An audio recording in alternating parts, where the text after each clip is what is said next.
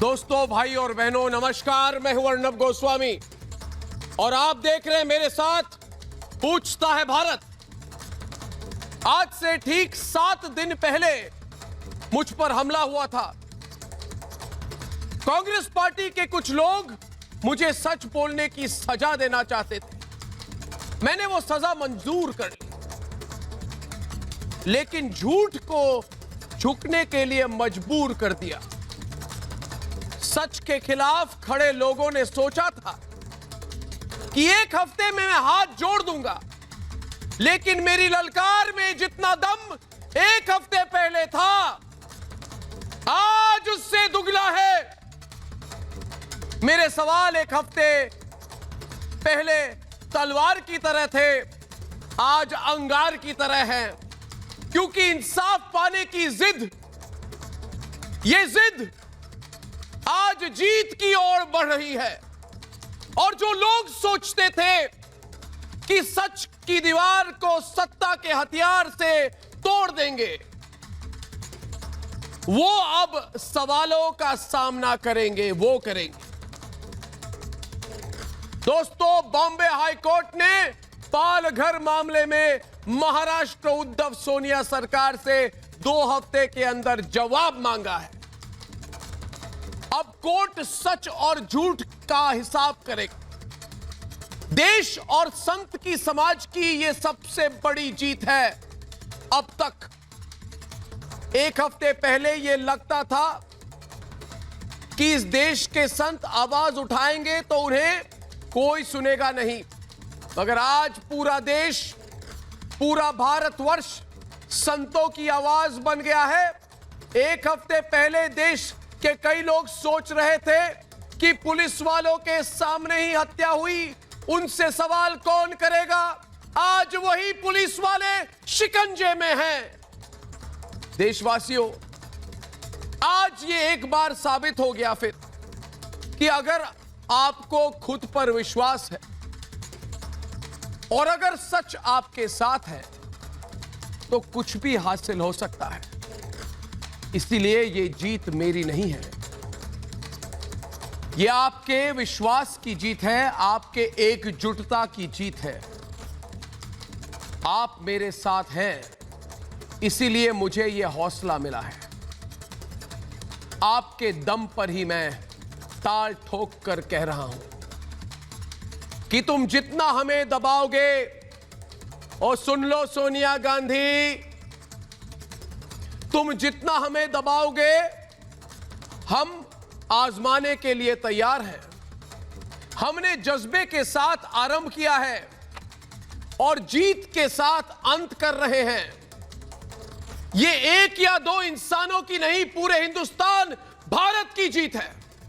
इसलिए आज मेरे साथ आइए और कहिए कि पूछता है भारत कि कोर्ट ने जवाब मांगा है उद्धव सोनिया सरकार से। क्या वहां भी सवाल पूछने वालों पर हमले कराएगी कांग्रेस? संतों के सवाल पर चुप रहने वाले लोग क्या कोर्ट के सवालों पर भी चुप रहेंगे? जब पूरा देश संतों के साथ खड़ा है, आज सारा अखंड भारत संतों के साथ जब खड़ा है, तब सोनिया, एंटोनिया माइनो और उद्धव खिलाफ में क्यों है? और आज का सबसे बड़ा सवाल कि आज इंसाफ की जीत हुई है, यह हमारी पहली जीत है, आखिरी नहीं। क्या संतों से साजिश करने वाले,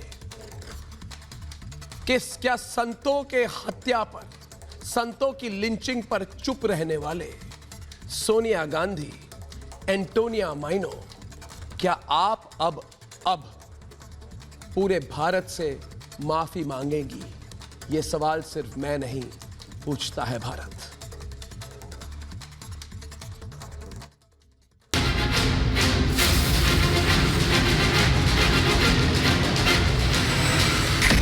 पालघर में संतों की हत्या और उस हत्या के सच को दबाने की साजिश, ये आज तक सवालों के घेरे में।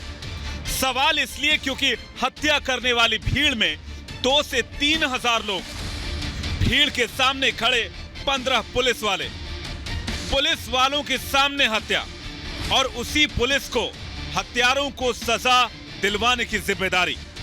जिसके सामने अपराध हुआ, क्या वही दिलाएगा इंसाफ? इन्हीं सवालों के जवाब तलाशने के लिए हमने एक मुहिम शुरू की। पालघर के दो संतों को इंसाफ कब? लड़ाई शुरू हुई तो दुश्मन बने, हमें डराने और धमकाने की कोशिश हुई, हमले किए गए, सच के रास्ते से हटाने की साजिश हुई, लेकिन हमने हिम्मत को हथियार बनाया और सच के लिए संघर्ष किया। नतीजा, हफ्ते में जीत की पताका फहराने लगी। छिपाने वालों से जवाब मांगा जाने लगा। पालघर में 16 अप्रैल को जो दो हिंदू साधुओं और उनके ड्राइवर की निर्मम हत्या हुई थी, उस मामले में सीबीआई की जांच हो, उस मामले में जो दोषी पुलिसकर्मी हैं उनके खिलाफ एफआईआर रजिस्टर हो, और जो विक्टिम्स हैं जिनकी हत्या की गई है उनको सुप्रीम कोर्ट के जजमेंट के हिसाब से मुआवजा दिया जाए। इन मांगों को लेकर मैंने ये याचिका वहां पे दायर की थी। ऑनरेबल कोर्ट ने उनसे 2 वीक के अंदर अंदर रिपोर्ट और रिस्पॉन्स फाइल करने को बोला है। कुछ लोगों ने एक सच्चाई पर पर्दा डालने की कोशिश की, इस सोच के साथ कि उनके साथ सत्ता है, उनके पास ताकत है, तो वो सच को भी संकट में डाल देंगे। लेकिन ईमान से लड़ी गई लड़ाई अंजाम तक पहुंचती है। ये बात पालघर के इंसाफ के साथ भी लागू हो रही है। पालघर पर जो हमने कहा था वो 100% सही हुआ। पालघर पर जो हमने सोचा वही सच बन गया। ये सच अब साजिश को खत्म करेगा। क्या इस सच को अब हमले से हराने की कोशिश होगी? पूछता है भारत।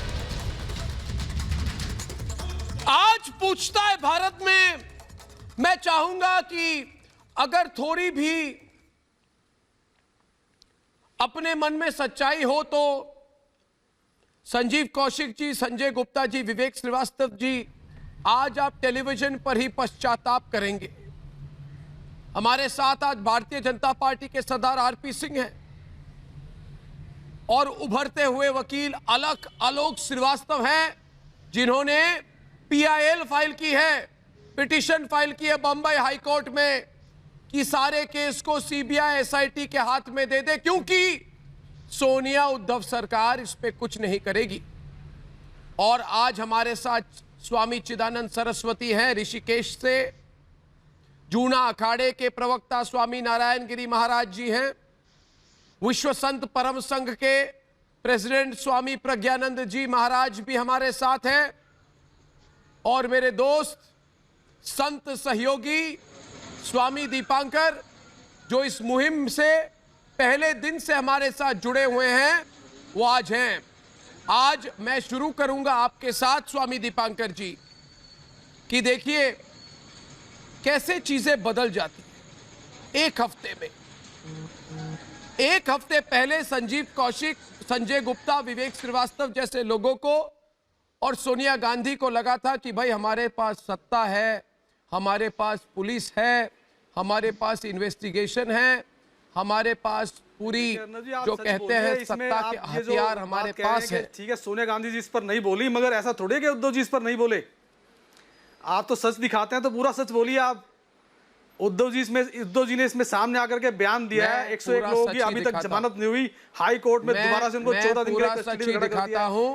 तो आप ऐसे मत कहो कि उद्धव जी ने कोई इसमें नहीं किया, सोनिया जी ने बयान नहीं दिया, वो बात एक अलग है। नहीं, आप तो देखो सच दिखाते हो, आप सच ही बोलिए। अर्नब जी, आपका पूरे देश सम्मान करता है, लेकिन आप अधूरा सच मत बोलिए। जो उद्धव जी ने कहा है वो तो आप कहना, ऐसा मत कहिए कि उद्धव जी ने तो कुछ मैंने कहा था कि जीत हमारी होगी, नहीं मगर मैंने कहा था कि जीत हमारी होगी। जरा मेरी बात सुनिए। ये तो गुरु शंकराचार्य का देश है, उन सभी को भूलिए मत, मिले सारा देश। ये आदि गुरु शंकराचार्य का देश है। मेरी बात सुने, मैं ज्यादा अपने आवाज को ऊंची करके बात नहीं करना खड़ा है, हर तरह से खड़ा है। ये आदि गुरु शंकराचार्य का देश है, और आपको अच्छा लगे नहीं लगे मगर खुलकर बोलूंगा स्वामी दीपांकर जी, ये सनातन संस्कृति का देश है, ये सनातन संस्कृति का देश है। आपको क्या लगा था कि इस देश में आप संतों की आवाज को सत्ता से दबा देंगे? ये हिम्मत इस देश में संतों की आवाज को सत्ता से दबा देंगे? है हिम्मत? मैं पूछता हूं आज स्वामी दीपांकर जी, है हिम्मत? तो जवाब दे। किसी में भी हिम्मत नहीं है अर्नब जी कि कोई संतों की आवाज को इस तरह से दबा दे। मैं देता हूं अर्नब। हिंदुस्तान में पूरे विश्व अर्नब, इतनी हिम्मत नहीं है। अर्नब सुनिए जरा एक बार सुनिए भाई साहब, सुनिए। और स्वामी दीपांकर अर्नब बाबू ने आज आदि गुरु शंकराचार्य का जिक्र किया तो बताता हूं। आप सच बोलिएगा। मेरी बात तो सुन लीजिए। किया ना उसको आप। मेरी बात तो सुन, एक तरफ मेरी बात तो सुन, स्वामी दीपांकर मेरी आप सच बोलिएगा। आपसे मेरी बात सुन लीजिए आदरणीय। मुझे बोलने ही नहीं देंगे।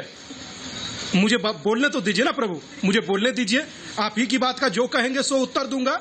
मगर अर्नब ने आज बात आदि गुरु शंकराचार्य की तो कहूंगा कि वो आदि गुरु शंकराचार्य का यह देश है जो 7 वर्ष की आयु में वेदों के विद्वान थे, 8 वर्ष की आयु में सन्यास और 16 वर्ष की आयु में सब लेखन संपूर्ण किया, 3 बार भारतवर्ष की यात्रा की और 32 वर्ष की आयु में समाधिस्थ हो गए। ये उस परंपरा का देश है भाई साहब। यहाँ संतों की बात दबेगी कैसे?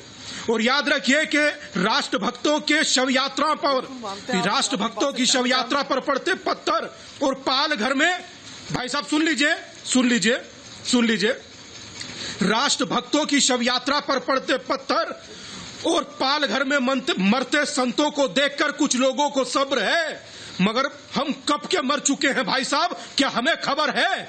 मैं रोऊं भी तो मुझे दबा दीजिए। मैं तो पहले दिन से कह रहा हूं, मैं आदरणीय उद्धव ठाकरे जी पर कभी मैंने कोई, सुनिए, मैंने एक चीज हमेशा से कही है कि मैं आदरणीय 101 भाई साहब मुझे सुन क्यों नहीं रहे आपको? मुझे सुनने में आपत्ति क्या है? मुझे सुनने में आपको गुप्ता जी आपत्ति क्या है? मुझे सुन लीजिए। मैं कुछ गलत नहीं बोल रहा और मैं कोई राजनीतिक व्यक्ति नहीं हूं, कोई राजनीतिक टिप्पणी भी नहीं करूंगा। आप बेफिक्र रहिए, मुझे कम से कम ऐसा तो मत रखिए कि सरकार ने बिल्कुल कुछ नहीं किया। भाई साहब मैं ये कह रहा हूं आदरणीय, मुझे हाथ जोड़कर बोलने दीजिए। मेरी सरकार से ना कोई गिला, ना कोई शिकवा, ना मुझे सरकार से। भाई साहब मुझे बोलने ही नहीं देंगे, चलेगा कैसे आप? मुझे अच्छा ये भी कहीं लिखा है कि सन्यासी का मुंह दबा दो? नहीं, मैं सुन रहा हूं। बोलने तो दो ना भाई साहब। मैं ये कह रहा हूं मुझे किसी सरकार से कोई गिला शिकवा नहीं है। मेरा एक यक्ष प्रश्न है, मेरे सन्यासियों को, मेरी मरे हुए सन्यासियों की आत्मा को न्याय दो। न्याय मांग रहा हूं। न्याय मांगना अपराध है? और अगर जो अपराध है तो चढ़ा दीजिए सूली पर, और अगर जो नहीं है तो दो भाई साहब। मैं न्याय मांग रहा हूं, मुझे सियासत से कोई लेना, मुझे सियासत से कोई लेना देना नहीं है भाई साहब। और खासकर मुझे उस सियासत से कोई लेना देना नहीं है जो एक सन्यासी की मृत्यु पर, नरभक्षियों के मारने पर मौन साध ले। मुझे उस सियासत से कोई लेना देना नहीं। मुझे तो देना देना अपने धर्म से है, धर्म की पताका से है, अर्नब के बोले हुए शब्द से है कि ये देत और अद्वैत की परंपरा का, ये देत और अद्वैत की परंपरा का देश है। आज मैं भाई साहब मुझे उद्धव ठाकरे साहब से कोई गिला शिकवा नहीं है। मुझे तो गिला शिकवा इस बात से है अगर कि मैं मेरे संतों की मृत्यु, अगर इस बात को मैं संक्षिप्त में कहूं स्वामी दीपांकर जी, आज मुझे लोग कह रहे हैं, आज मुझे मैं स्वामी प्रज्ञानंद जी महाराज के पास भी जाना चाहता हूं। स्वामी प्रज्ञानंद जी महाराज जी, आप पहले ही दिन से हमारे साथ इस सारे मामले पे जुड़े हुए हैं। नमस्कार। नमस्कार स्वामी जी, हमेशा रहेंगे। चरण स्पर्श। जय हो, खुश रहो। एक सवाल करना चाहता हूं स्वामी जी।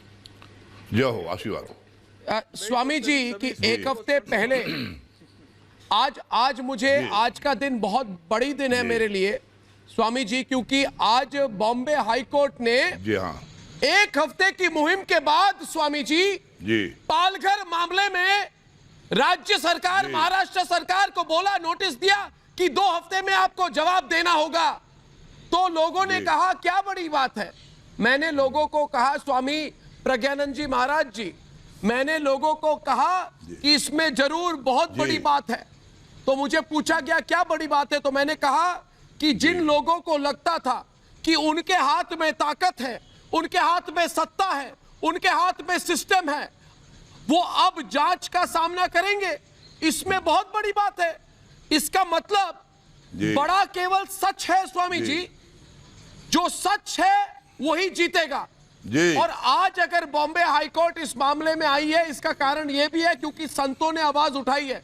अगर हमारे देश के संत समाज आवाज नहीं उठाते तो आज बॉम्बे हाईकोर्ट ऐसा शायद उनको पता ही नहीं चलता कि किस तरह से राज्य सरकार मामले को दबाने की कोशिश कर रही है। स्वामी प्रज्ञानंद जी महाराज, हो जाने के बाद अर्नब जी, एफआईआर दर्ज हो जाने के बाद अदालत में तो केस अपने जी आप सुनिए जाता है। सुनिए, अदालत अपने आप देखती है। हमारे भारतवर्ष के, प्रज्ञानंद जी को तो बोलने दे। हमारे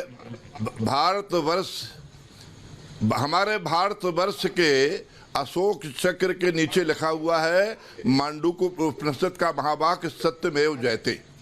ये भारतवर्ष के लोगों पे लिखा हुआ है, सत्यमेव जयते लिखा हुआ है, मांडूक्य उपनिषद का है। अमेरिका में इन गॉड वी ट्रस्ट लिखा हुआ है हाउस ऑफ रिप्रेजेंटेटिव में, और हर डॉलर पे लिखा हुआ है। हमारे यहाँ भी लिखा हुआ है। तो ये हमारे उस लोगों की वजह है, एक बात। दूसरी बात, संतों को डरा सके ये जमाने में दम नहीं। हमसे ये जमाना है, जमाने से हम नहीं। संत को कोई डराने से, संत भगवान से डरता है, संत पाप से डरता है, सत्य का संरक्षक है, संत सत्य का उपासक है। इसलिए खास बात जो मैं कहने जा रहा हूं कि मैं जो खास बात कहने जा रहा हूं, मैंने पहले दिन भी कही थी कि अभी बहुत से लोगों के बारे में कार्रवाई करने की बात कही जा रही है, मगर जिन हत्यारों के बीच में छोड़ दिया पुलिस वालों ने, उनके खिलाफ क्या कार्रवाई हुई? केवल सस्पेंड करने से काम नहीं, उनको बर्खास्त किया जाए, उनको नौकरी से बर्खास्त किया जाए, ये अभी तक नहीं हो पाया है। ये पहला न्याय। और मैंने बार बार एक बात की है, जो इस दुनिया को छोड़ के चले गए हैं, नहीं, ये तो कोर्ट जो दुनिया को छोड़ के चले गए हैं, उस परिवार ड्राइवर बेचारा गरीब, उसके परिवार को मीडिया तो नहीं डिसाइड करेगा। अब मीडिया में बैठ के ट्रायल तो हम ना करें स्वामी जी। जो अथॉरिटी है देश की, उनको निर्णय लेने देना। देखिए, मीडिया नहीं है, ये हमारे देश का लोगों डिसाइड कर रहा है। हमारे हिंदुस्तान का भारतवर्ष का सवाल जुडिशरी, आपके देश की पुलिस ये निर्णय लेगी को परेशान किया जा सकता है, पराजित नहीं किया जा सकता। और इतना ज्यादा एक्टिविज्म आप लोगों को, और इसलिए हमारा महावाक्य है, तब भी दिखाना चाहिए था जब दिल्ली पुलिस गलत काम कर रही थी। विवेक श्रीवास्तव जी पहली बात, आदर से बात करें। विवेक श्रीवास्तव जी, स्वामी जी एक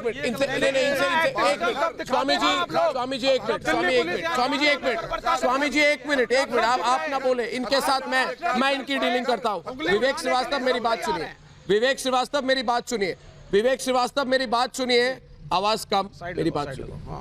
आप जिससे बात जी बोलिए। मैं आज स्वामी दीपांकर जी, शायद मुझे और आपको विवेक श्रीवास्तव को याद दिलाना पड़ेगा कि ये किनसे बात कर रहे हैं, क्योंकि स्वामी जी एक मिनट, क्योंकि ये स्वामी प्रज्ञानंद जी महाराज विश्व संत परम संघ के जो प्रेसिडेंट है, उनसे बात कर रहे हैं। और परमार्थ निकेतन आश्रम के स्वामी चिदानंद सरस्वती को तो भारत का एक नागरिक बातचीत नहीं कर सकता। स्वामी नारायण गिरी महाराज जी जूना अखाड़े के, शायद आपको जूना अखाड़े के बारे में कुछ ना पता हो, मगर मैं स्वामी दीपांकर जी इनको बोलिए कि आदर के साथ बात करें। हमारे संत समाज के जितने वरिष्ठ प्रतीक हैं, उनके साथ आदर से बात करें। हमने किसी का निरादर नहीं किया, पॉलिटिकल डिबेट नहीं हो रही है, किसी का निरादर नहीं किया, हम सबका आदर करते हैं। लेकिन अगर बातचीत और करेंगे भी नहीं, डाउन करिए स्वामी आपको बर्दाश्त नहीं किया जाएगा। श्रीवास्तव जी तमीज से आप जो भी करें। अर्णव, मैं एक बात कहूं,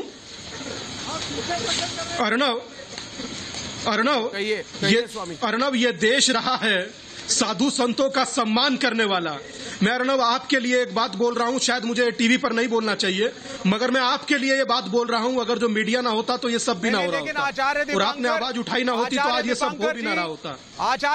मुझे बोलने दीजिए ना सर, मुझे बोलने तो दीजिए सर। मैं आपके बारे में नहीं बोल, देश का एक संविधान है आचार्य। मैं ये कह रहा हूं कि मैं आप जब विवेक भाई जब आप बोलेंगे ना, मैं बिल्कुल मौन होकर सुनूंगा। भी तो कुछ बोलिए विवेक भाई, जब आप बोलेंगे तो मैं मैं मौन हो जाऊंगा। मुझे बोलने दीजिए, मैं 2 ही शब्द बोलूंगा कि इस देश का संविधान ज्यादा नहीं सर्वोपरि है। विवेक, आप 2 शब्द बोल दीजिए। इस देश का विवेक भाई कहने की जरूरत नहीं है, और धर्म के हिसाब से देश नहीं चलेंगे। विवेक भाई, ये कहने की बात है क्या? क्योंकि यहाँ पे हर चीज का मुझे बोलने तो दीजिए। आप बोलने चीज में दीजिए, धर्म आया जा मुझे रहा है। बोलने दीजिए। भगवान राम विवेक भाई, सबके मुझे माननीय बहुत है। हो गई बात। भगवान राम मुझे सबके स्वामी जी ने माननीय 5 है। बार आपसे लेकिन विनती राम का की, प्लेकार्ड यार, लगा मगर के मैं आपको नॉन स्टॉप उनको रोकने की कोशिश This is करें not वो fair. नहीं होगा। मैं स्वामी दीपांकर को आमंत्रित कर रहा हूं और अभी तक ना स्वामी नारायण गिरी जी महाराज ना स्वामी चिदानंद सरस्वती बात कर चुके हैं। आपको पता है, मुझे आप प्लीज थोड़े दूसरों के बारे में सोचिए। मैं स्वामी सिर्फ जी अपने बात को खत्म करिए। अर्णव, मैं दो शब्द कहूंगा अर्णव, कि मेरे बाबा, मेरे गुरु, मेरे आचार्य की उम्र 108 साल है। 108 साल। उन्होंने कल मुझे ये संदेश दिया कि अर्णव से कहना कि घबराए नहीं। दीपांकर महाराज जी, आपकी जुबान कल उन्होंने मुझसे ये बात कही कि अर्णव के साथ संत भूखे मर जाता है और उसके लाश को नदी में फेंक दिया जाता है, उस समय आप कहाँ चले जाते हैं? मतलब आप महाराज जी हैं, बोलने तो- मानव मात्र के हत्या से, बोलने तो नहीं दिया, मृत्यु से यदि आप दुखित होते मतलब 2 मिनट बोलने नहीं दोगे? होना चाहिए। नहीं बोलने नहीं, क्या आप बोले 2 मिनट बोलने तो नहीं। स्वामी जी बोलिए प्लीज। 2 मिनट, मैं देख रहा हूँ कि 2 मिनट बोलने तो नहीं दोगे? और आपके पीछे आप मैं- करके राजनीति करी जा रहे हैं। सुनिए भाई आप साहब, बोलिए स्वामी जी, आप सुनिए भाई लीडर साहब, होके सुनिए। बोलिए। कौशिक जी सुनिए, आप ही की बात का आंसर पहले दे रहा हूं, बाद में कह दूंगा। सुनिए, जिस समय बुलंदशहर के अंदर 2 साधुओं को मारा गया, सबसे पहले लिखने वाला और जांच की मांग करने वाला मैं सन्यासी था। उसके बाद आप लोगों की आंख खुली होगी। आप मेरी टाइमलाइन नहीं चेक करते, मत करिए। मुझे छोटा समझते हैं, समझ लीजिए, क्योंकि आपका इस देश के संतों को तिरस्कार करना अपना अधिकार समझ लिया है। अगर जो नहीं किसी बात का पता होता तो अनर्गल प्रलाप मत कीजिए। अब सुनिए, मैं अपनी बात कहता हूं, और 4 घंटे के अंदर नशेड़ी पकड़कर बंद कर दिया। अब सुनिए, अब मुझे बोलने तो दीजिए भाई साहब, ये कहां का जस्टिस है? अब बोलने तो दीजिए। मैं अर्णव ये कह रहा था, मेरे गुरु की उम्र 107 साल है और वो परमात्मा की कृपा से हम लोगों के बीच में है। उन्होंने कल मुझसे कहा कि अर्णव को मेरा संदेश देना जब वो डिबेट में हो, नहीं तो सूचना देना, बताना, पहुंचा देना मेरा संदेश कि सनातन उसके साथ है, मैं उसके साथ हूं, और कल कहोगे तो हम उनका वीडियो बनाकर आपको भेजेंगे। उन्होंने कहा कि मैं 2 शब्द अर्णव के लिए जरूर कहना चाहता हूं। और जितने यहां पर साधु संत महात्मा बैठे हैं, स्वामी ब्रह्मानंद सरस्वती नाम है उनका, 108 वर्ष की आयु है। उनका परिचय किसी का मोहताज नहीं, पटना हाईकोर्ट के जज रहे हैं, समझ रहे हैं? कम से कम नहीं तो हर परंपरा के वाहक रहे हैं, हर परंपरा को समझते हैं। तो मेरा अपना कहने का अर्थ यह है, जब 108 साल के सन्यासी के हृदय में यह पीड़ा हुई देखकर कि किसी एक रोने वाले को भी दबाया जा रहा है, मुझे रोने भी नहीं देते। मैं रो रहा हूं तो 2 लोग बोलने लगेंगे। पूछा अगर जो आपके बारे में बोला तो बोले बुलंदशहर पर, बुलंदशहर का उत्तर दे दिया तो मौन हो गए। मतलब हर चीज में बोलना जरूरी है, चाहे बात हो या ना हो। मगर भाई साहब, ये देश सुन ले कि सनातन ना तो झुकेगा ना दबेगा। सम्मान करते हैं दिल से सबका, देश संविधान से चलेगा, मगर आप धर्म को दबाइएगा नहीं। ये आप हर व्यक्ति सुन ले, धर्म दबेगा नहीं भाई साहब, सनातन दबेगा नहीं, सनातन झुकेगा नहीं, और सनातन दीपांकर जी, एक बात मैं आपसे, पाल घर में मारे गए 2 सनातन। बोलिए अर्णव, बोलिए, मैं मौन हो जाता हूं। बोलिए। नहीं आप बोलिए। पाल घर में मारे गए 2 सन्यासी मात्र सन्यासी नहीं थे, वहां सनातन मरा, धर्म मरा, धर्म के वो योद्धा मरे जिसे गुरु ने पाल पोसकर बच्चे की तरह बड़ा किया था। हम लोग 14 दिन पहले सन्यासी मार दिए नरभक्षियों ने, और उसके बाद खबर मार रहे थे। अगर जो एक व्यक्ति ने खबर दिखाई है तो मैं सम्मान करता हूं, पूरा सनातन सम्मान करता है, मेरे 8 साल का गुरु सम्मान कर रहे हैं, पूरा सनातन सन्यासी वर्ण सम्मान कर रहा है। क्यों ना करूं, मैं सम्मान करूंगा। अगर जो मेरी कोई बात विवेक बाबू आप उठाएंगे, मैं आपका भी सम्मान करूंगा। कांग्रेस का कोई व्यक्ति उठाएगा, मैं उसका भी सम्मान करूंगा। जो मेरी बात कहेगा, स्वामी दीपांकर जी, दबाया नहीं जाएगा। स्वामी, सब लोग सुन लें। स्वामी जी, जो आपके गुरु हैं, मैं चाहूंगा कि इस प्रोग्राम की समाप्ति पर आप उनका नंबर दें, मैं उनसे फोन पर बात करना चाहूंगा। अभी स्वामी चिदानंद जी महाराज बोलेंगे, राहुल को मैसेज चिदानंद सरस्वती जी बोलेंगे। स्वामी चिदानंद सरस्वती जी, आज बॉम्बे हाईकोर्ट ने पालघर मामले में सोनिया गांधी की सरकार जो है उससे 2 हफ्ते के अंदर बोला है, आप जवाब दीजिए, नोटिस गई है। तो लोगों ने मुझे कहा इसका अर्थ क्या है। इसका अर्थ मुझे ये लगा, और मैं चाहूंगा आप इस पर बोले, कि आज मेरे देश के संत महात्मा को एक हफ्ते पहले तक मजबूर बताया जा रहा था।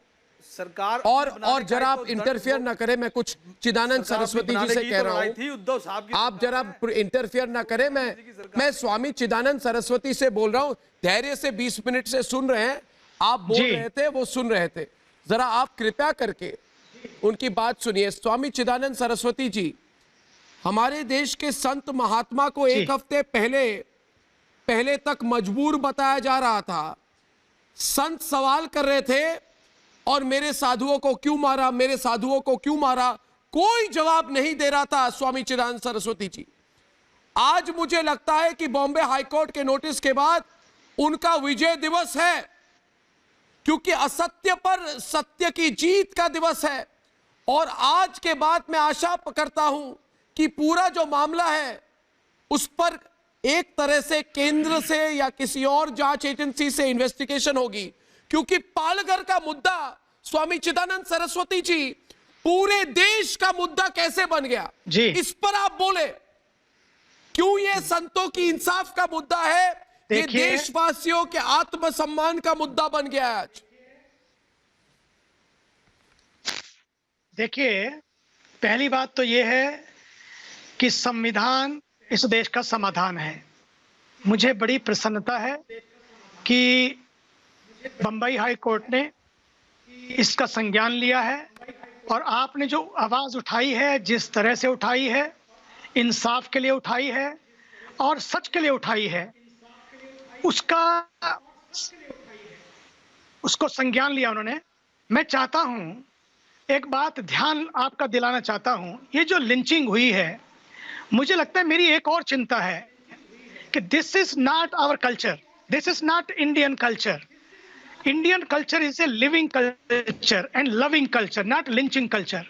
अगर वो एक हिंसा की तरफ हमें ले जाता है तो ना तो ये रिपब्लिक है और ना ही ये भारत है। रिपब्लिक भारत वही है जो हमें इंसानियत को मजबूत करना सिखाता है, इंसानियत का कत्ल करना नहीं, मानवता की हत्या करना नहीं, बल्कि उस मानवता में भी जो लोग मानवता के लिए जीते थे, जिनका जीवन ही समाज के लिए है, जिन्होंने अपनी पल पल को समाज को सौंपा है, उनकी हत्या होना और फिर उस पर पुलिस का मौन रह जाना, और उसके बाद जिस तरह से भीड़ ने आक्रामक हमला किया, मुझे लगता है कि इससे आने वाली पीढ़ियों को हम क्या संदेश देंगे। इसलिए आज जो आपने आवाज उठाई है, इस पर बहस की नहीं बल्कि चिंतन की जरूरत है। लोग चिंतन करें, चाहे वो किसी वर्ग के हों, किसी पार्टी के हों, कि आप आने वाले अपने बच्चों को कौन सा भारत देना चाहते हैं। इन अवसाद, इस समय अवसाद की नहीं बल्कि एक सौहार्द की जरूरत है। समाज को एक संवेदनशीलता की जरूरत है, संवेदनहीनता की नहीं बल्कि संवेदनशीलता की जरूरत है। और उस संवेदनशीलता को संवेदनशीलता के साथ, एक नए संकल्प के साथ और सच्चाई के साथ आपने उठाया है। अर्णव जी, सागर की तरह, अर्णव का मतलब है सागर, सागर की तरह आप, लहरें आएंगी लहरें जाएंगी, लेकिन सागर का सच यही है कि सागर सबके लिए है, सागर सदा के लिए है, और सागर हमारी परिणति है। इसलिए मुझे लगता है कि इस लिंचिंग को हम एक नई दृष्टि से देखें कि कहीं ये कोई ऐसी बीज तो नहीं बो रही है जिसमें एक नई हिंसा जन्म ले। हिंसा सभ्य समाज के लिए कलंक है, पाप है, और इसलिए हम अपने संविधान का सम्मान करते हुए, चाहे वो कोई भी क्यों ना हो, इस नए कल्चर को जन्म न लेने दें। कल्चर जो हमारे पास पहले से है, उस कल्चर को, जो एकता का कल्चर है, जो मिलने का कल्चर है, मिलाने का कल्चर है, वो मिटाने का कल्चर नहीं है। भारतीय संस्कृति आज तक, इतने सालों तक इसलिए जिंदा रही है कि उसने कभी किसी पर अटैक नहीं किया। अटैक करने वालों पर भी उन्होंने इस तरह से सुलझाया जैसे आपने सच्चाई के साथ अपनी आवाज को अपने चैनल के माध्यम से बुलंद किया। और मैं देख रहा हूं, यही तो मीडिया सोशल रिस्पांसिबिलिटी है, यही मीडिया सोशल रिस्पांसिबिलिटी है। उस रिस्पांसिबिलिटी को आपने निभाया। मुझे लगता है कि आज अगर आप देखें तो गूगल और एप्पल दोनों साथ क्यों आ रहे हैं कि कोरोना जैसी समस्या का समाधान निकाला जाए। है। मुझे लगता है कि आज पूरे भारत को सामने आना है। बात केवल दो संतों की नहीं है, बात केवल एक ड्राइवर की नहीं है, बात मानसिकता की है, ऐसे विचारों की है जो हिंसा के विचार रखते हैं, अलगाववाद के विचार रखते हैं, जो लोगों को तोड़ने की विचारधारा रखते हैं। तोड़ने वाली विचारधाराओं को हमें तोड़ना होगा, जोड़ने वाली विचारधाराओं को हमें खड़ा करना होगा। समय आ गया है।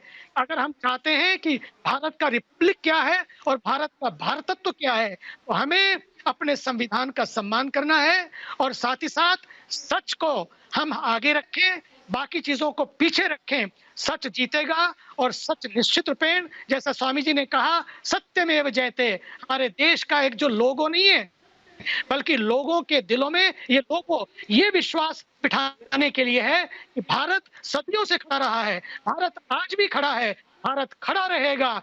इसलिए खड़ा रहेगा क्योंकि भारत सच पर विश्वास करता है, सफाई की बात करता है, इंसाफ के ऊपर चलता है। इसलिए मैंने कहा था पिछली बार, सच को जिसने नहीं समझा या सच को जिसने मिटाया, उस शख्स को मिटना पड़ा है। बच गए तलवार से तो फूल से कटना पड़ा है। चाहे कितनी ही बड़ी हो, चाहे कितनी भी कड़ी हो, हर नदी की राह से चट्टान को हटना पड़ा है। ये भारत का सच, ये भारत का इंसाफ, ये भारत की सच्चाई जो हर वर्ग के लिए है, जो सबके लिए है। इसीलिए भारत के प्रधानमंत्री, इस देश का सौभाग्य है, इस देश के पास ऐसे यशस्वी, तपस्वी, कर्मयोगी, ऊर्जावान प्रधानमंत्री हैं जो सबकी बात करते हैं, सबके साथ की बात करते हैं, सबके विश्वास की बात करते हैं, इंसाफ की बात करते हैं। आइए इन छोटी छोटी बातों से पीछे इनको धकेलें, हम आगे बढ़े, एक नए भारत की ओर चलें, नए भारत की ओर प्रस्थान करें। Let this lynching be a lesson for all of us. Let this lynching not be a launching of a wrong culture, a violence culture. बिल्कुल स्वामी जी, आपकी बात जब मैं सुन रहा था, मैंने देखा कि संजीव कौशिक जी, इनको थोड़ी परेशानी हो रही है। मैं बताता हूँ क्यों हो रही है। आरपी सिंह जी, मैं बताता हूँ इनको परेशानी क्यों होती है। 14 के बाद महाराज जी नहीं क्योंकि 130 से ज्यादा लिंचिंग की आप मेरी बात सुनेंगे इस देश में और हत्याएं हुई है, उसके बारे में कोई चर्चा नहीं है।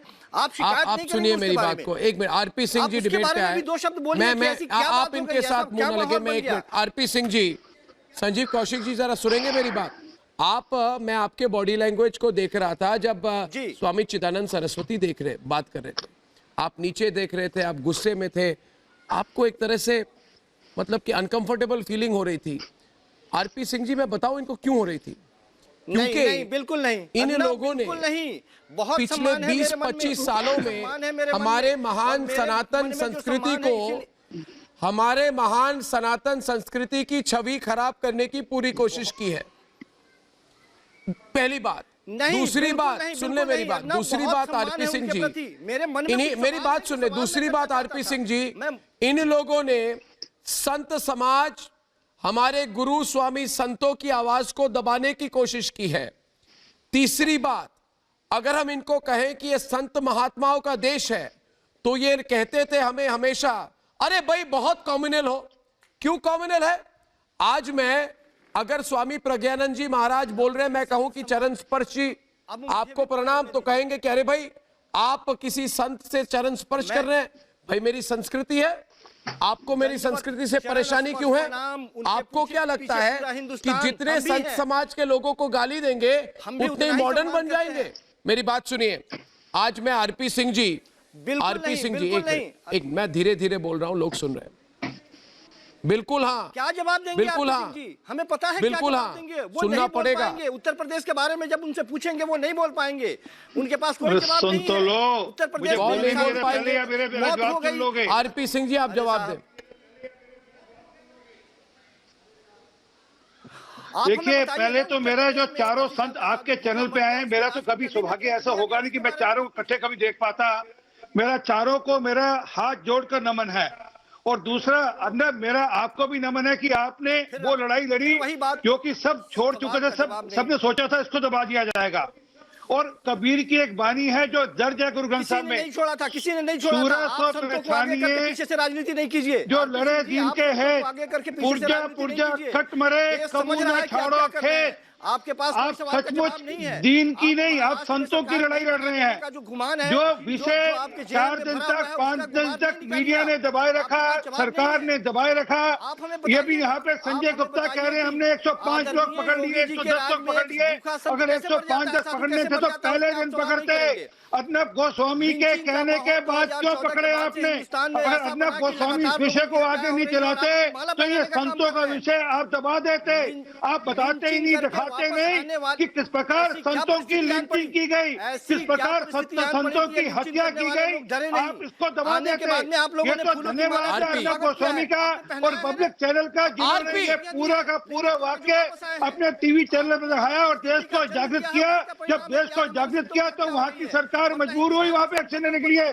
परंतु सोनिया गांधी के दबाव पर चलते हुए वहाँ रुके नहीं। और आज भी सोनिया गांधी का दबाव उन पर है। 12 घंटे तक आप अर्नब गोस्वामी को थाने में बुलाकर, पुलिस स्टेशन में बुलाकर उनसे बातचीत कर सकते हो, उनसे तहकीकात कर सकते हो कि उन्होंने सोनिया गांधी को उनको असली नाम से क्या बुलाया। परंतु संतों के हत्यारे, जो संतों के हत्यारे, उनसे कोई बातचीत नहीं करी। आपने बता दीजिए जो 105 लोग अरेस्ट किए हैं उनमें से कितने लोगों को आपने 12 घंटे थाने में बैठाकर उनसे पूछताछ करी? क्या नहीं करी? क्योंकि आप पे दबाव है सोनिया गांधी का, आप पे दबाव है कांग्रेस पार्टी का, क्योंकि आपके यहाँ वो 1/3 सरकार की पार्टनर है। अच्छी बात यह है और ये बात समझ लीजिए, ये देश कभी भी संतों के खिलाफ एक शब्द नहीं सुनेगा। संतों पर किसी प्रकार का आरपी जी मैं आज आमंत्रित अभी करूंगा क्योंकि समय कम है। स्वामी नारायण गिरी जी महाराज जी और आपके नहीं एक बात मैं आरपी सिंह जी, उनकी तो धर्म में आस्था नहीं है। जिसकी धर्म में आस्था नहीं उसकी न्याय में आस्था नहीं हो सकती। अरे धर्म की राजनीति तो आप कर रहे हैं, धर्मों की राजनीति पर तो आप पले बढ़े हैं। आरपी सिंह जी, आरपी सिंह जी एक मिनट। आरपी सिंह जी, मैं स्वामी नारायण गिरी जी महाराज को आमंत्रित करता हूं, मगर उससे पहले मैं चाहूंगा आज एक मिनट अजय आलोक श्रीवास्तव हमारे साथ लाइव हैं। आलोक श्रीवास्तव जी टीवी पर आए, स्क्रीन पर आए और उनके साथ स्वामी नारायण गिरी जी महाराज होंगे। स्वामी नारायण गिरी जी महाराज, मैं चाहूंगा कि आपको जो हमारे वकील हैं आलोक श्रीवास्तव, वो आपके माध्यम से स्वामी नारायण गिरी जी महाराज पूरे देश को ये बताएं कि इन्होंने जो PIL फाइल की थी, जो पिटीशन फाइल की थी, इससे संतों के लिए इंसाफ की जो लड़ाई है जिसमें हम लोग सब हैं, आप हैं, मैं हूं और ये हैं। मैं चाहता हूं कि आप आलोक श्रीवास्तव जी जूना अखाड़े को समझाइए, बताइए कि पिटीशन आपकी क्या थी, कोर्ट ने क्या बोला और क्या आपको लगता है कि सत्य की जीत होगी। श्रीवास्तव जी जरा बताइए प्लीज, फिर उसके बाद नारायण गिरी जी महाराज। अर्नब जी सबसे पहले तो सबसे पहले तो मैं आपको हार्दिक धन्यवाद देता हूं। मैं आपसे सच बताऊं, 16 अप्रैल को ये घटना हुई थी, बहुत दुखद और मार्मिक घटना हुई थी। 16 अप्रैल से 18 अप्रैल तक किसी ने, आपके चैनल और आपके अलावा किसी ने इसके बारे में कोई जिक्र तक नहीं किया। नेशनल मीडिया में भी ये बात नहीं आई। उसके बाद जैसे ही ये बात आप लोगों ने उठाई और धीरे धीरे हम लोगों तक ये बात पहुंची और फिर वो वीडियो फुटेज बाहर आई, मेरे जैसे हजारों करोड़ों हिंदुस्तान के जो सनातन धर्म को मानने वाले और अदरवाइज भी जो हिंदुस्तान के न्याय और व्यवस्था में यकीन रखने वाले नागरिक हैं, हम सब काफ़ी आहत हुए। हम सबों के आंखों में आंसू आए। जो माननीय कल्पवृक्ष गिरी जी महाराज थे, मृत्यु से ठीक पहले जिस तरह से उन्होंने उस पुलिस वाले का हाथ पकड़ा और पुलिस वाले ने उनका हाथ झटक के उस भीड़ के हवाले कर दिया, जिस भीड़ का एक ही लक्ष्य था, किसी तरह से इनको मार डालना।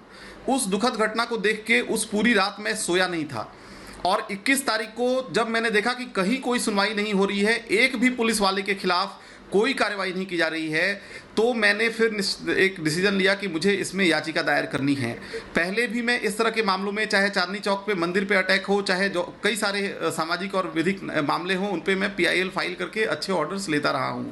इस मामले में जब मैंने 21 अप्रैल को अपनी याचिका दायर की तो मैंने सबसे पहली मांग यही की कि देखिए सुप्रीम कोर्ट की सीरीज ऑफ जजमेंट्स हैं और आज मैंने ऐसी 6 जजमेंट्स साइट की हैं ऑनरेबल हाई कोर्ट के सामने, मैंने वो जजमेंट सप्लाई करी हैं इनमें कि सुप्रीम कोर्ट ने कंसिस्टेंटली बोला है कि आप किसी भी हालत में अगर पुलिस वालों के खिलाफ ही अगर आरोप हों, अगर पुलिस वाले खुद अभियुक्त हों, तो उस मामले में उस पुलिस या उस सरकार, राज्य सरकार की एजेंसी से जांच नहीं करवानी चाहिए, एक इंडिपेंडेंट एजेंसी से जांच करवानी चाहिए। उन मामलों को ध्यान में रख के मैंने जो पहली प्रेयर की अपनी याचिका में न्याय दिलाने के लिए, क्योंकि देखिए मैं ये मानता हूं अर्णव जी कि सनातन धर्म के ये जो हमारे साधु महात्मा हैं जो आज काफी कम संख्या में हैं और जबकि आज सबसे ज्यादा इनकी जरूरत है, सनातन धर्म के हजारों दुश्मन हैं, ये साधु हमारे लिए धरोहर हैं, ये हमारे सनातन धर्म के, हमारे भारतीय संस्कृति के एक संरक्षक हैं और इनकी रक्षा, इनकी आवाज उठाना हम सब नागरिकों का, जैसे आप उठा रहे हैं और मैं वकील की तरह उठा रहा हूं, ये हम सबों की जिम्मेवारी है।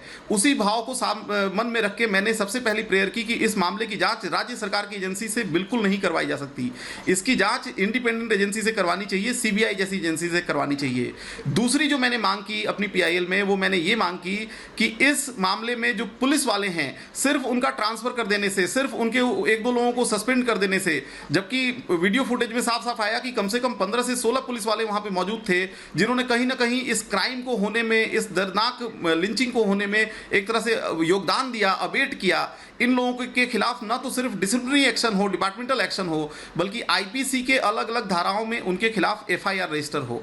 और वो एफआईआर तब तक रजिस्टर नहीं हो सकती जब तक कि ये पूरी जांच की जो एजेंसी है वो बदली नहीं जाएगी और एक इंडिपेंडेंट जांच एजेंसी के पास ये मामला नहीं लाया जाएगा। तो सीबीआई इंक्वायरी के अलावा मैंने एफआईआर रजिस्टर करने की बात भी की है उन पुलिस वालों के खिलाफ, उनको डिसमिस करने की बात भी की है और मैंने साथ ही साथ मुआवजे की बात की है। जो एक गरीब ड्राइवर मारा गया, उसकी 2 छोटी बच्चियां हैं, उसकी मां है और उसकी बीवी है, उसके घर में कोई देखने वाला नहीं है। इन मांगों के साथ मैंने माननीय उच्च न्यायालय में ये मामला पिछले सप्ताह में 21 तारीख को ही फाइल किया। आज जो आदेश पारित हुआ है इस मामले में अर्णव जी, मैं 1 मिनट में खत्म करूंगा। आज के आदेश को अगर आप परमिट करें तो मैं समझा दूंगा क्या है आज के आदेश का मायना।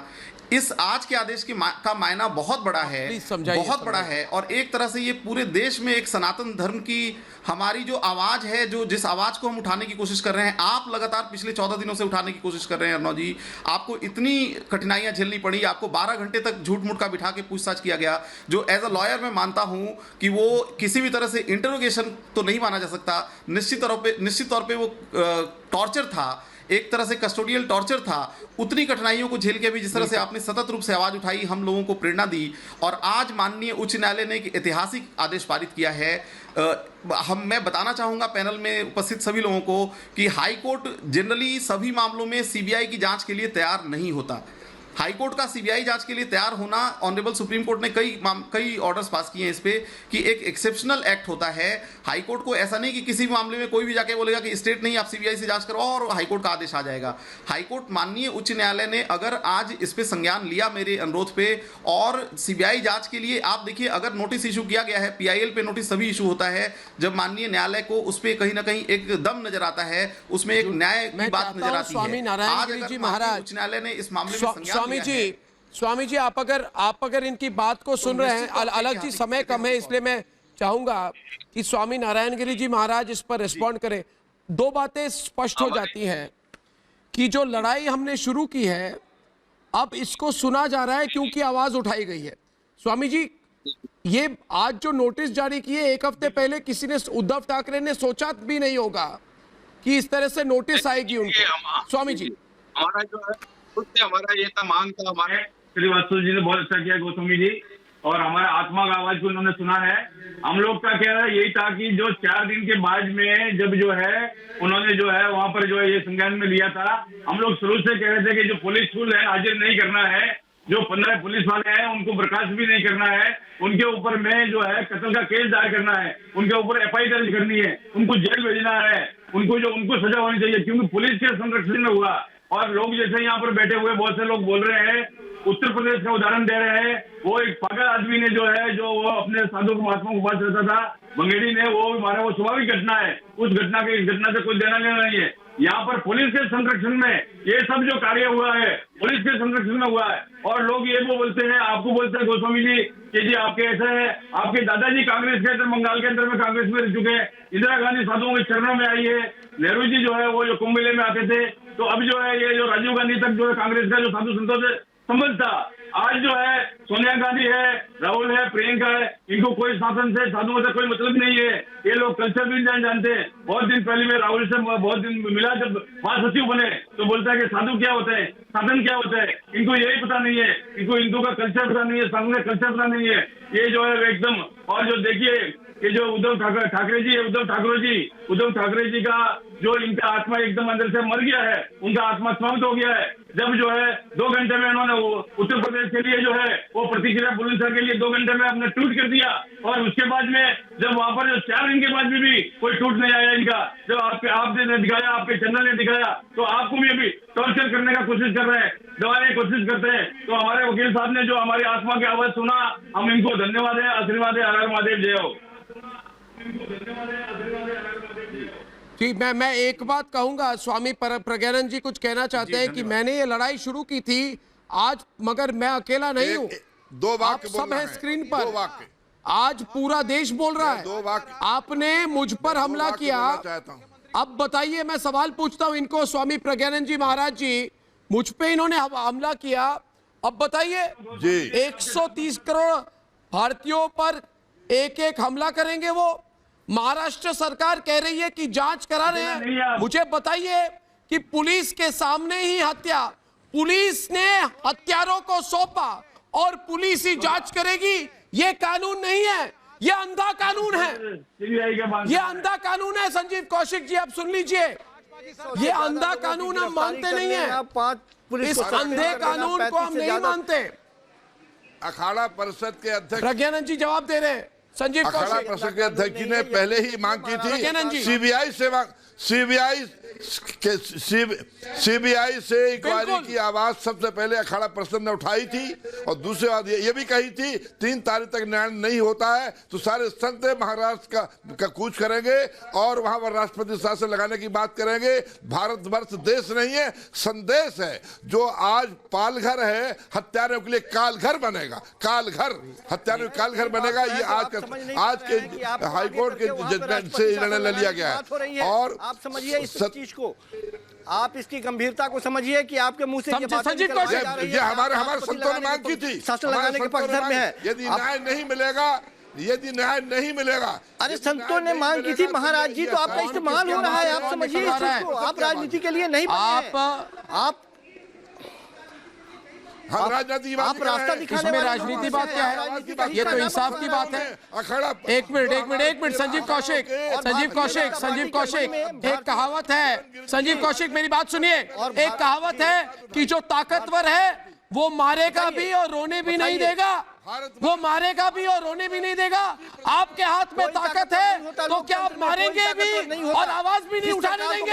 आवाज उठाएंगे, स्वामी दीपांकर जी, हम आवाज उठाएंगे। 13 दिन से समाज, पूरा देश इंसाफ मांग रहा है, मुझे सिर्फ 10 सेकंड आवाज क्यों उठाई जा रही है? स्वामी दीपांकर जी, अर्नब 10 सेकंड, कहीं कोई आपत्ति नहीं है। 10 सेकंड पुलिस वालों को आप चुप हो जाएंगे? अर्नब सिर्फ 10 सेकंड, 10 सेकंड, सिर्फ 10 सेकंड में अपना स्टेटमेंट दिया है। अर्नब सिर्फ 10 सेकंड, अर्नब सिर्फ 10 सेकंड, पैनलिस्ट से मेरा निवेदन है, सिर्फ 10 सेकंड सुन लीजिए। बस अपनी बात खत्म कर इतना कह रहा हूं, कभी घर में चलते चलते या राह चलते चलते दरवाजे से टकरा जाते हैं ना, तो दर्द के मारे बैठ जाते हैं। उस 70 साल के बुजुर्ग के बदन पर जो एक लाठी पड़ी, अगर जो याद करोगे ना तो रूह कांप जाएगी, रूह, समझ रहे? शरीर छोड़ दीजिए, रूह कांप जाएगी। उस 70 साल के बुजुर्ग ने क्या किया है? संविधान के हिसाब से समझ रहे?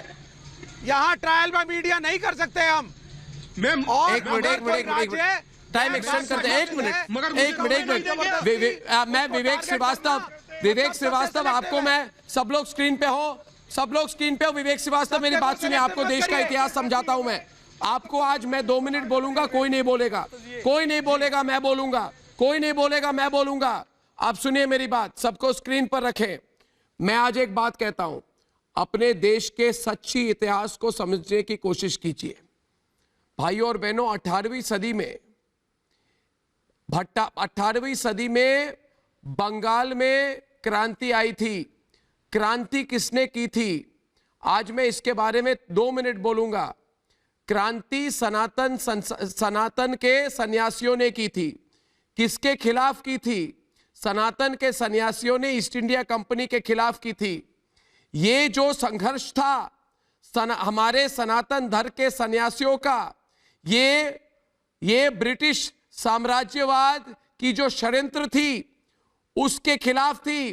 क्योंकि ये मैं कहना चाहता हूं स्वामी दीपांकर जी, आप समझेंगे इस बात को, चिदानंद सरस्वती जी, ब्रिटिश साम्राज्यवाद ये चाहती थी कि सनातन धर्म के खिलाफ षड्यंत्र करे, भारत के इतिहास को बदल दे। और याद रखिए उस समय क्रांति किसने लीड की थी? आपको याद होगा स्वामी प्रज्ञानंद जी महाराज, क्रांति का नेतृत्व दशनमवी नागा सन्यासियों ने किया था। और उसके कारण देशभक्ति और राष्ट्रवाद जो फैल गया था पूरे देश में, उसको भूलिए मत। और उस क्रांति के जो प्रतीक है, आप पढ़िए, बंगाल की एक बहुत बड़ी नॉवेल है, किताब है आनंद मठ लिखा था बंकिम चंद्र चटर्जी ने।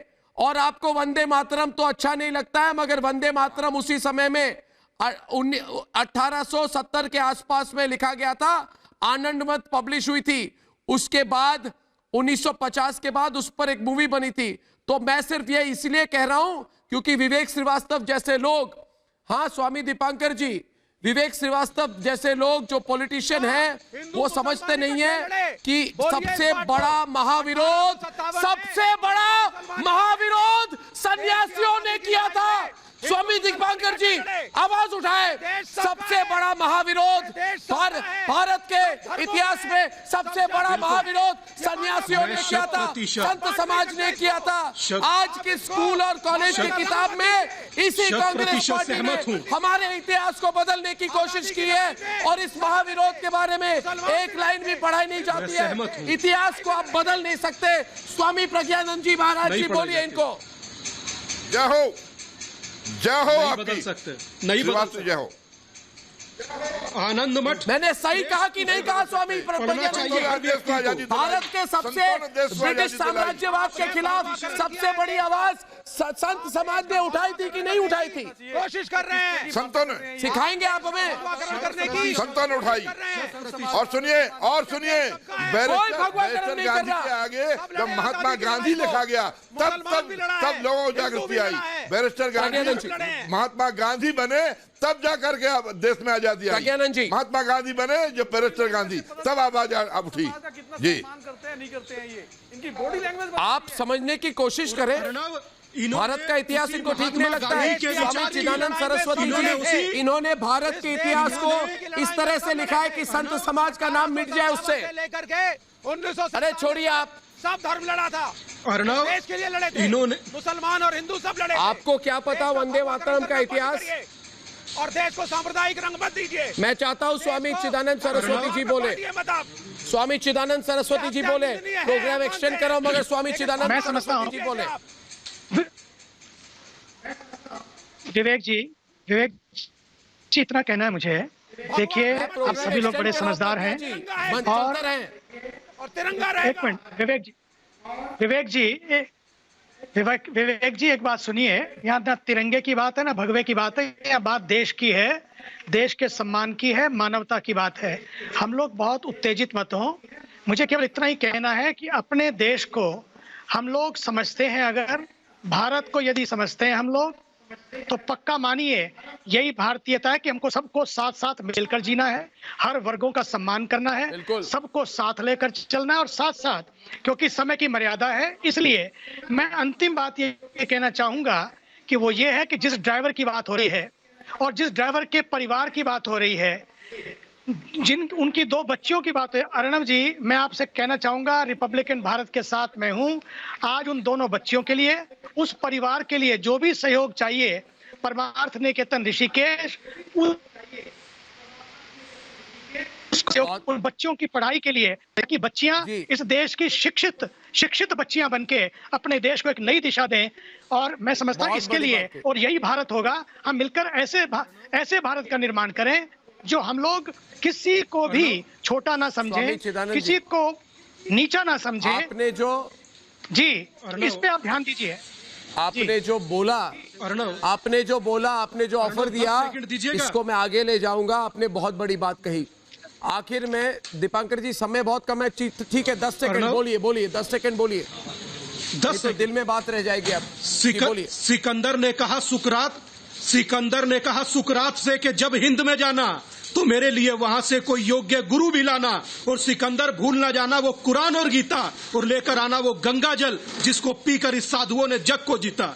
अब कोरोना के बाद जो आएगी भूखमरी, उसमें हमें सोचना है साधु का अर्थ मात्र धर्म नहीं है, साधु का अर्थ नव निर्माण है भारत का। अब हम उस पर फोकस करेंगे, पर उससे पहले मेरे सन्यासियों को न्याय दो। बहुत अच्छी बात कही। और स्वामी दीपांकर जी, आखिर में मैं भी कहूंगा कि पूछता है भारत मेरा नहीं है, ये पूछता है भारत प्रोग्राम जो है ये मेरा नहीं है, ये आपका प्रोग्राम है। यहां पूछे गए हर सवाल, हर शब्द, हर सोच और हर संवाद आपके होते हैं। आपके इसी स्नेह, समर्थन और आपके इसी साथ ने पूछता है भारत को हिंदी न्यूज सारे जगत का नंबर 1 शो बनाया है। जो लोग कहते हैं कि कोई नहीं, दूर दूर तक, मैं उन्हें बता दूं उनसे मीलों आगे खड़ा है पूछता है भारत। अपने इंसाफ के लिए क्रांति की आप सब लोगों ने, इसीलिए पूछता है भारत 7 बजे का क्रांतिकारी बना। आपका चैनल रिपब्लिक भारत आज बहुत बड़ा दिन है, क्योंकि पूरे भारत का असली नंबर 1 चैनल बन गया, क्योंकि हमने सच दिखाई, इसीलिए आपने हमें अपनाया। आपके इस प्यार के लिए पूरा रिपब्लिक मीडिया नेटवर्क और मैं आपको और हर भारतीय को प्रणाम करता हूं। कल फिर मिलेंगे, तब तक के लिए धन्यवाद और नमस्कार।